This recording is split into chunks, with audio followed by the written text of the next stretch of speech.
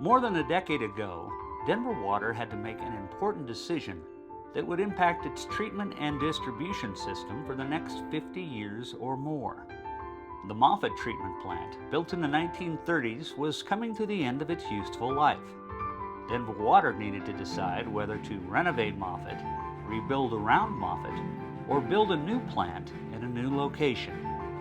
Once it became clear there were too many risks associated with building near Moffett, Denver Water made the decision to move north near Ralston Reservoir and create the new Northwater treatment plant.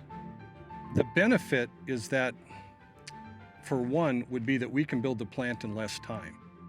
We have over 1,000 acres up here to build the plant. We can have multiple construction projects going on site at the same time. With a location selected, the project design and planning began.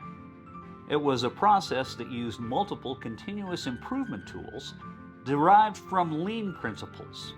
Each decision was made with the goal of building a modern, scalable facility that could adapt to meet future water demands and changing regulatory standards. Ultimately, this process changed the original size and amount of water the Northwater treatment plant will treat. When we first looked at the treatment plant at this location, the number of 250 million gallons per day was kicked around as an idea.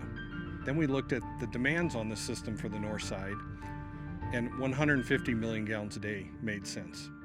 However, when we used lean tools and continuous improvement, we decided that we could scale this down to 75 million gallons a day with the option to expand it to 150 million gallons a day and use one of the treatment trains at the existing Moffett water treatment plant.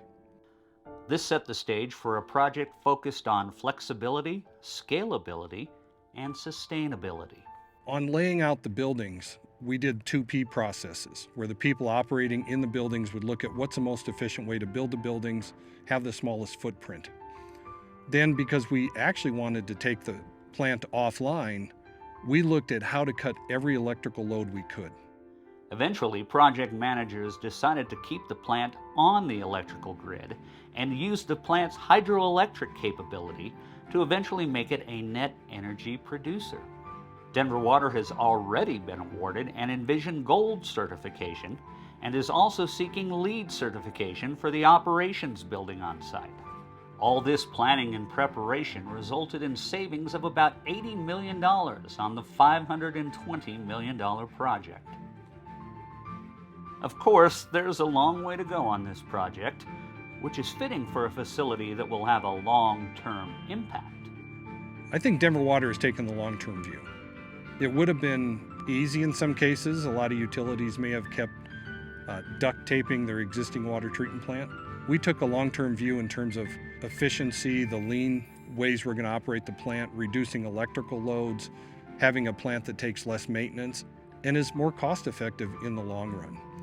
Plus, we've retained the option to expand it in the future